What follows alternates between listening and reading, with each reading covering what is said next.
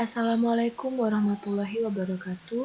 Perkenalkan saya Devi Arumsari NIM 080 dari Sosiologi 2018C.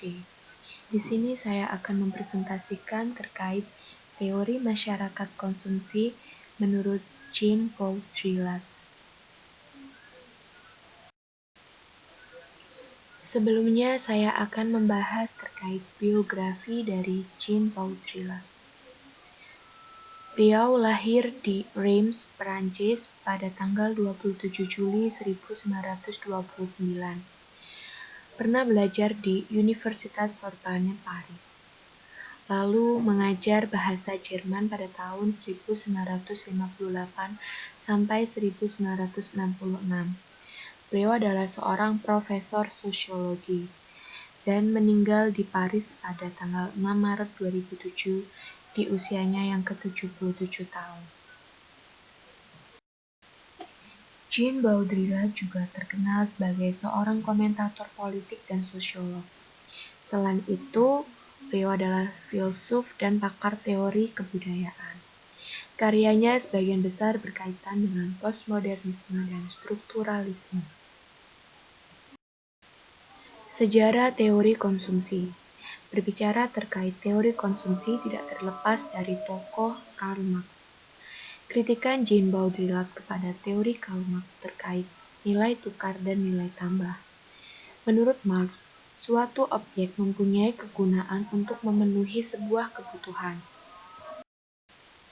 Teori masyarakat konsumsi Jean-Paul Dirichlet berkaitan dengan nilai tanda dan nilai simbol. Menurut Paul Dirichlet, suatu objek dilihat berdasarkan nilai tanda dan simbol yang melekat di dalamnya dan tidak melihat dari kegunaannya. Berbicara masyarakat konsumsi, maka tidak terlepas dari gaya hidup. Masyarakat konsumsi bisa diartikan sebagai keadaan di mana masyarakat tidak membeli barang berdasarkan skala prioritas kebutuhan dan kegunaannya, sehingga dapat mempengaruhi gaya hidup seseorang.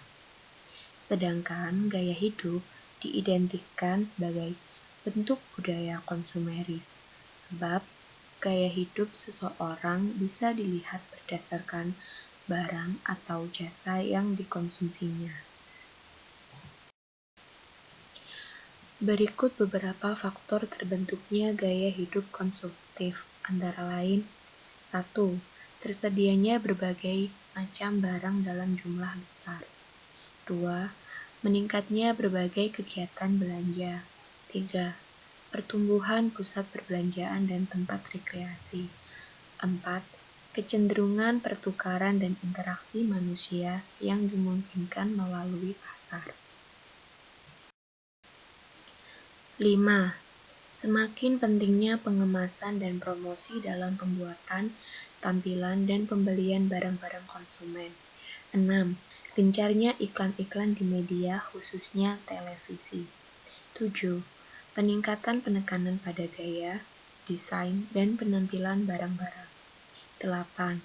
Pemakaian kartu kredit pada saat berbelanja yang memudahkan individu dalam melakukan transaksi.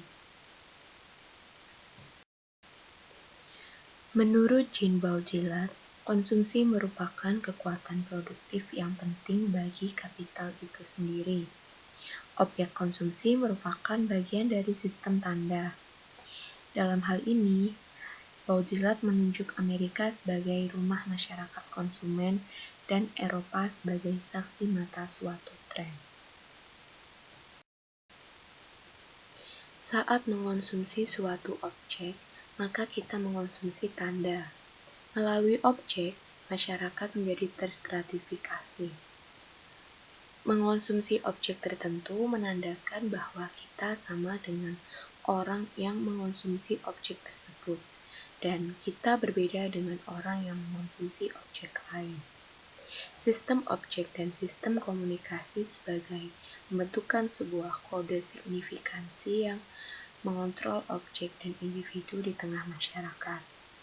Objek menjadi tanda dan nilainya ditentukan oleh sebuah aturan kode. Demikian presentasi dari saya. Terima kasih atas perhatiannya, dan mohon maaf bila ada salah kata dalam penyampaian materi. Wassalamualaikum warahmatullahi wabarakatuh.